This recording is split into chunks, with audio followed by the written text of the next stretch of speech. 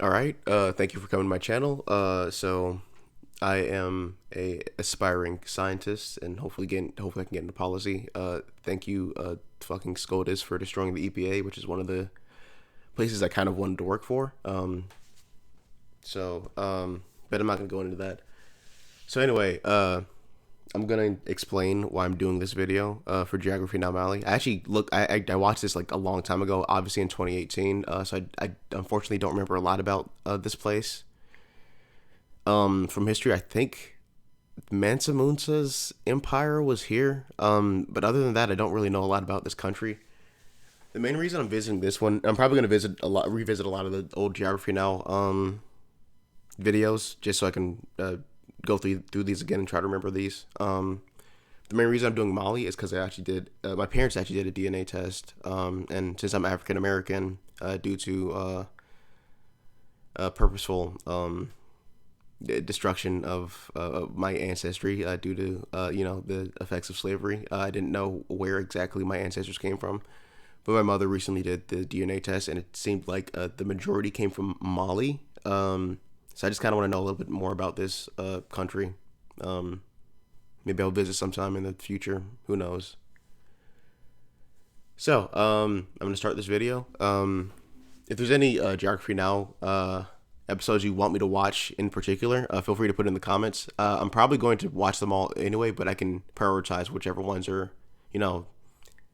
I guess the most requested. So thank you. GeographyNow.com is finally launched, and since you guys asked for it, we made you guys Geography Now notepads and buttons. Stop by the website if you'd like. I'm gonna skip that. Africa, you might say Egypt, Ethiopia, which, okay, yeah, those are viable candidates. But try a country with the richest guy that ever existed, with cities flourishing. Okay, so yeah, I got that right. That's Mansa Musa. I think he had one of the biggest empires. I don't remember which one it was. Maybe it was just called the Mali Empire. But I know I think either like the Songhai or the Fula were next to them. It's been a very long time since I've looked up stuff about this, but yeah. I know a lot of this place got its money from, I think, salt, gold, and the African slave trade. So within Africa, and I think to the Arabs as well. But I think he was one of the richest. He might still be considered the most richest person in that ever existed. But I imagine within a few years, either like Elon Musk or Bezos or whichever one of these like weird sociopaths is probably going to surpass him eventually. So yeah. In science, astronomy, and literature, and gold. Looks like good old Jolly Molly just stepped in the ring. It's time to learn geography now! Hey everybody, I'm your host Barbs. Today, Mali may look pretty different from what it used to look thousands of years ago, but there's still a fascinating story of people that have made this fast-growing nation their home. Yeah, Mali's like mainly a desert, so I don't know. Like back in the past, did the Sahara not?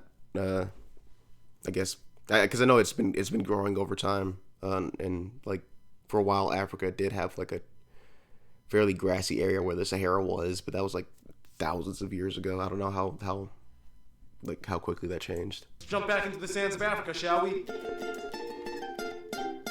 The name Mali originally is derived from the Mandinka word for hippopotamus. What the fuck? Why? I guess that's an animal that's very common here. Also, their flag is it's very simple. But I guess that's just because I'm used to, like, because I'm an American, we have the extremely complicated, flag comparatively to most other countries. But the colors are pretty decent. I think that's the Pan-African colors, which are in a lot of like African countries and such. But later it came to mean the place where the king lives. Either way, there's like a connotation of strength behind it. First of all, Mali is landlocked, located in Western Africa, bordered by 8 other countries. That is a lot of desert. Okay. So Senegal, Guinea-Bissau? Just Guinea. Maybe that just hasn't loaded yet. Algeria, Nigeria, Burkina Faso, Cote d'Ivoire. Okay, so it's a lot of the coast. So like Senegal down to like I think like the Ivory Coast or Cote d'Ivoire, which is what it says over here. It's where a lot of the slaves got deported to the Americas. interesting that it's also connected to like these like more North African Arabized countries. So I don't know if there's any like mixing in between these groups or not. I actually have no idea what the hell is in Burkina Faso. I know nothing about this country at all. Straddling the prime meridian near the city of Goa, which means if you visit, you can stand in 2 different hemispheres at once. They also have no specific singular northernmost or easternmost points, as the borders are straight lines. The country is made up of 10 regions, and the capital Bamako, which administers itself as its own district entity. Mali is Timbuktu. Is that where Timbuktu is, or is this just like has the name changed over time? Because that would make sense actually. kind of split into 2 separate parts: the fertile sub-Saharan southwest, where about 90% of the population lives, and the arid Saharan northeast, which makes up about 65% of the country's landmass. The north is where the tension started between the communities, mostly ethnic Tuaregs, against the I didn't know there's tension in this country. Unfortunately, that's like a lot of African countries. Not always due to like, internal conflicts. I mean, not always like it. So yeah, it's usually like, well, it is due to internal conflict. But a lot of these have been exacerbated by like outside influences, unfortunately. But I guess I'll just try to learn more about this. I think are the Tuaregs those like African group that has like the blue wraps on, and I think they have like the camels. That probably sounds like extremely generic, but I think that's this group. Central Malian government vying for secession. Into a whole new self-proclaimed independent area they call Azawad, led by the MNLA, or National Movement for the Liberation of Azawad. In 2012, fights broke out, and shortly the Malian government came in and regained control. The president visited the headquarters in Kidal to seek talks. Oh yeah, that is them. They all had the blue on. However, today the push for autonomy and nationalism still kind of lives on. It's a tricky situation. I'm not going to sugarcoat it. Most travel agencies give at least some advisories against visiting these regions for now, due to the somewhat... Okay, I guess I'm not going to visit Mali anytime soon. Maybe 10 or 20 years when this has actually been fixed. Unstable political atmosphere. But I wanted to see Timbuktu. You can, just use your best discretion and be smart, that's all. After the capital, Bamako, the largest cities are Sisako and Mopti, and the country only has one main international airport, Bamako's Sanu International. Technically, Gao also has an international airport, but it only services the Dutch Air Force and UN peacekeeping mission flights. Dutch Air Force. So the Dutch like colonize Mali? Because for some reason... I didn't even know the Dutch colonized any places besides like islands. Other regional airports like Timbuktu and Mopti are around, but with either suspended or limited service, which is sad because Timbuktu is like such a historic place of significance. We'll get into that later. Now, the country has a vast domain that extends all the way to the middle of the Sahara. However, there is only one trans-Saharan roadway that crosses into Algeria at the border of El Khali, which Algeria put a double wall barricade around. I'm not a big fan of deserts at all. On their side. Otherwise, the Timbuktu Yes, I've been in many deserts. region has no highway that extends to the north, and virtually no people live there. However, some intrepid nomads and even tourists either take a car ride or camel caravan to what might be considered the most remote, isolated outpost in the world, Tau Deni, the famous historic salt mine that people have been excavating. Yeah, so I talked about that earlier. So like the main things that the Mali Empire got rich off of was the slave trade, the gold trade, which they had a lot of. I think at one point, what's his name, Mansa Musa, like tanked the economies of multiple places just by giving gold away, and then he actually had to buy it back from them just to like unfuck their economies. And lastly, the salt, which is pretty interesting actually. So like typically salt is used in like the further away you get from the equator, the more that you use salt in food. That's mainly just so you can store it for longer times. Generally around the equator you use spices, so it's very interesting that salt is actually something that was so like, I guess, wanted over here. I guess it's just for the taste. Maybe it's also for like preservation, but I don't know. from for centuries. Now, we'll explain a little more later in the video on how Mali is very historically significant, not just in Africa, but in the entire world. And today you can see former remnants of its glory in certain areas. Some places of interest might include places like the National Museum in Bamako, the City Center Market, the Artisan Market, the Independence Monument, the Rose Dune, the Dandan Waterfall. I like waterfalls. It looks pretty cool. Fort de Medine, Bamako Grand Mosque. It looks pretty interesting, honestly. The National Zoo, pretty much anything. And I've seen this. This is Timbuktu. It's a very interesting design. Kind of wondering what it's made out of. Like some type of cement and I guess wood. In the fabled city of Timbuktu, pottery venues of Segu, cliff villages of Bandigat. That's kind of cool too. I think there's like a place in like the southwest of America. I think it was the Puebla that did something like this. I might be saying that wrong, or it might be the different Native American tribe, but they also made sorry about that. A lot of these structures inside of like cliffs. I just find this a very interesting way to build houses. The Emperor Askia tomb, and the entire country is famous for having multiple traditional style mud brick mosques and buildings. However, the one that most people know about would probably be the most iconic landmark of the country, the Great Mosque of Djenné. Okay, so that's what this thing is called. I've seen this so many times. They add this bird in the picture. It doesn't seem like it's supposed to be there. It is the largest mud brick building in the world, made in its complete form in 1907, refurbished every year after weather damage. And oh, okay. So I was gonna say, how's this like? Because while it is made out of mud, you would expect that to deteriorate pretty quickly. I guess there's not a lot of rain in Mali, so it's not as quickly as it could. I'm from Georgia. I just came back from Georgia literally 2 days ago. I'm currently in Philly right now. It was literally raining every fucking day when I was there. But yeah, something like that would not survive in Georgia. You definitely have to use a different type of building material, probably stone. So yeah. It's featured on the coat of arms, which we will discuss on Flag Fridays. Can't tell what their bird is. Is that like a albatross? Maybe some type of eagle. It doesn't really look like an eagle, but yeah. Stay tuned. Otherwise, the real powerhouse of Mali, though, would have to be the one amazing life source almost the entire population depends on, the Niger River. Which brings us to...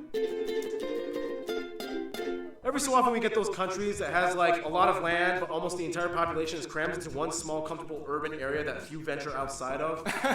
Wait till you get to my country's episode. Oh, yeah. Well, you again. Hi. Yeah, what's up? What was your name again? John. How'd you get on the show? I've been on the past few episodes. Oh, yeah. Welcome to the team. First of all, Mali lies on what is known as the West African Craton, which is like some kind of geological plate zone that people who study rocks are probably...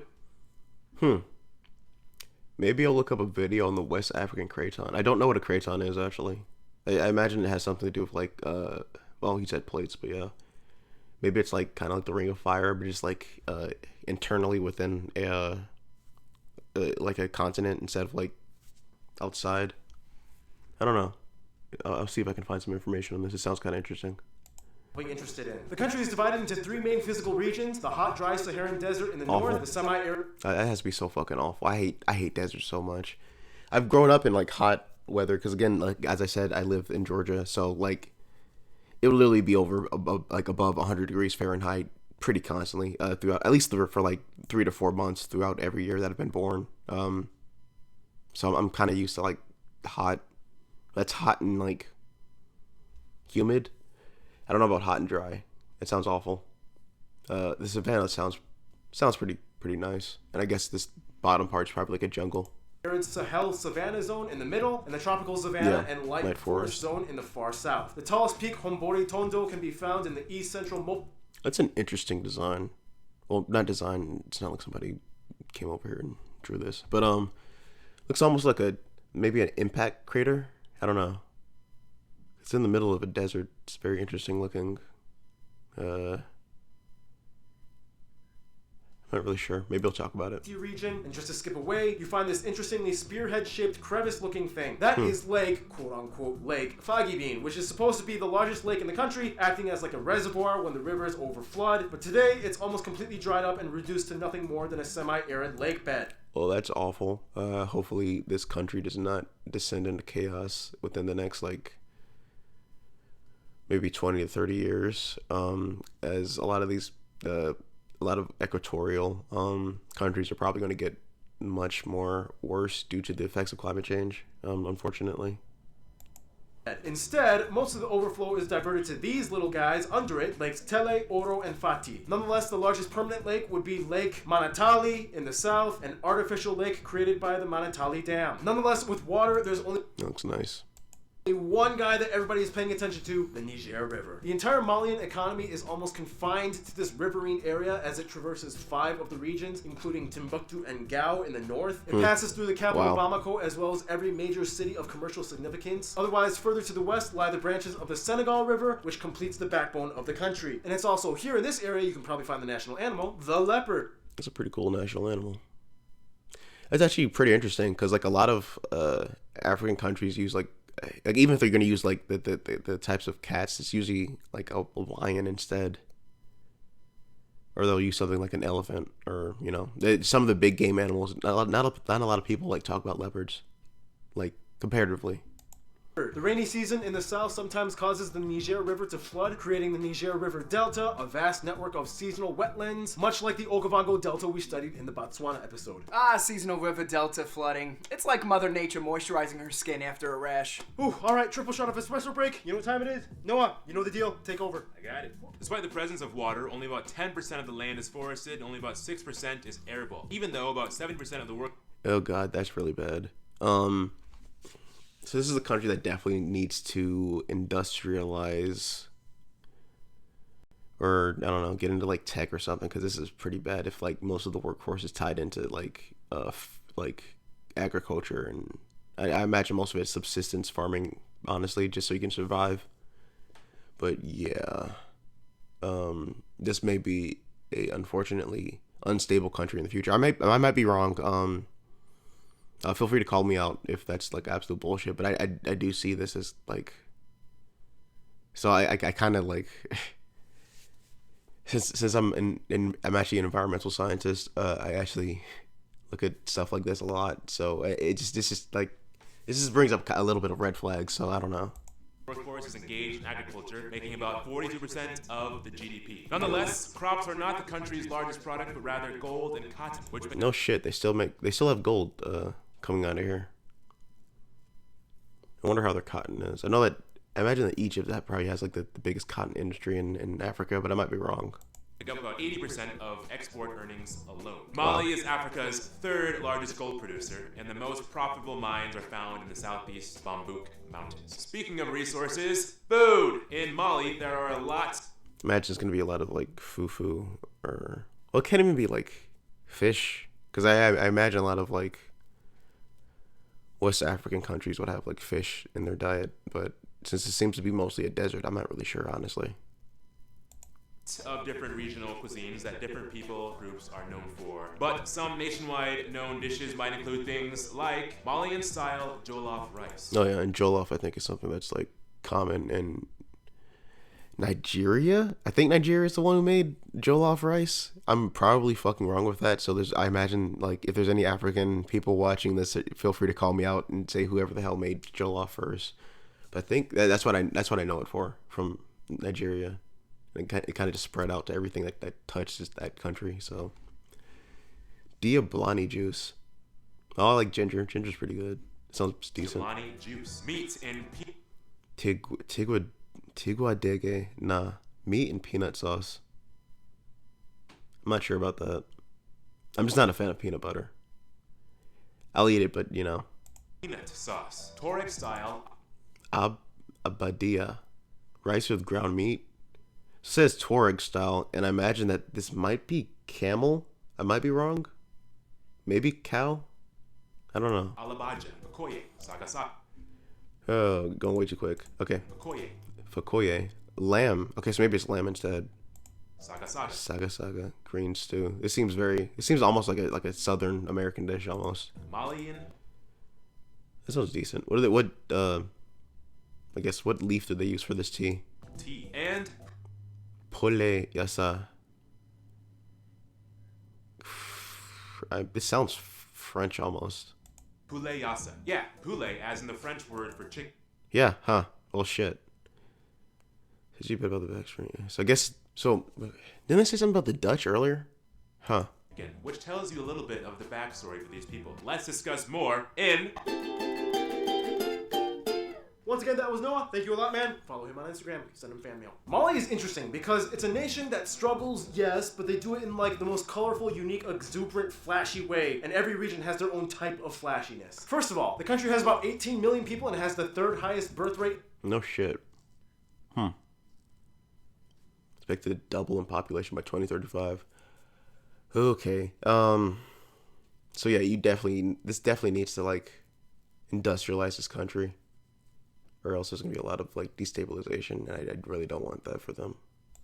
In the world, expected to double in population by 2035. The population is pretty diverse, made up of several ethnic groups. About half Monday, is this like a Bantu group? I guess. the population falls under the broader Mande group. About 16% fall under the various Fula. Okay, I said Fula earlier. I think I've seen like pictures of them before. I think they like color. Yeah, I don't know.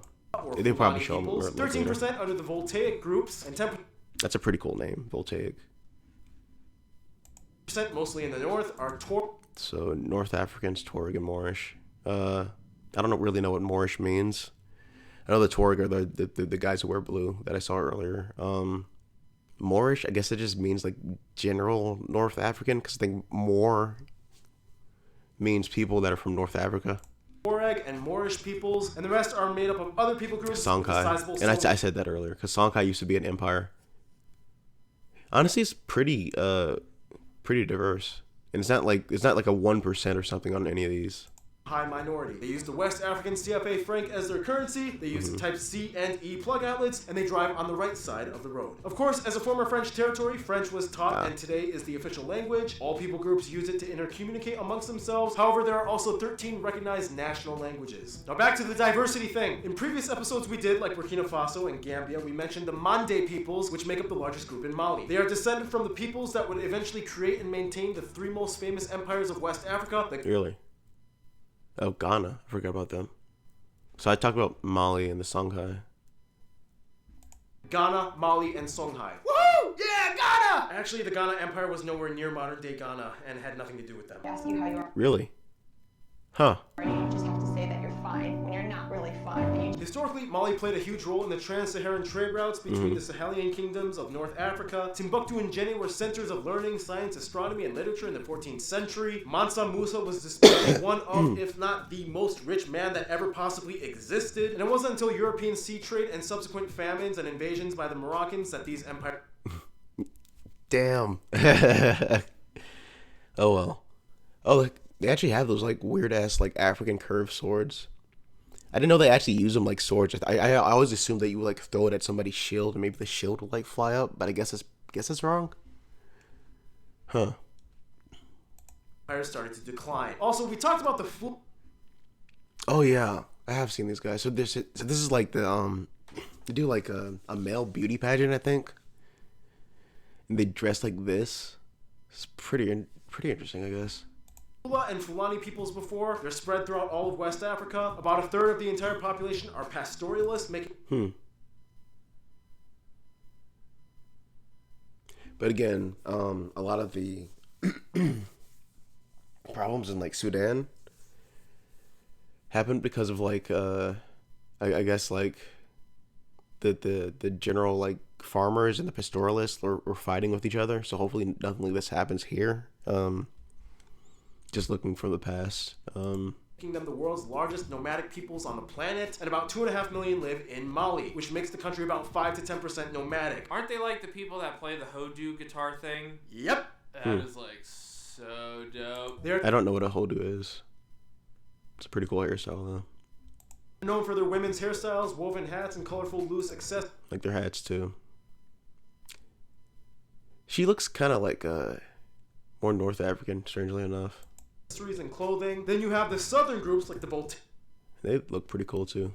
Love the like I don't know what you would call this. I guess it's like the cultural like I have no idea what you call this thing right here with the black and the white mask. Senufo, and Bwa peoples. Are those the people that play the balafone? That thing looks like a xylophone. You know what I'm talking about? Yep. So dope. As well as the famous Dogon peoples that have the Huh. world's longest religious ceremony, the Sigi Festival, that happens once every 60 years, and the event in itself can last years. They also have the Lake Antogo Fish Frenzy at the Sacred Lake once a year. Men jump in and catch as many fish as they can. Then we reach the northern peoples, mostly Tuareg, a people group related to the Berbers in northern Africa. They inhabit the vast Saharan landscape. These people have millennia of pre-Islamic history and traditions rooted in desert-adapted tribes and customs found nowhere. Oh, they're pre-Islamic. So they're not completely North. Yeah, this guy looks black. She looks black too. That's so weird. So they're not like. So they're not Arabs. They're like a mix, I guess, between blacks and Arabs. That's strange. Huh.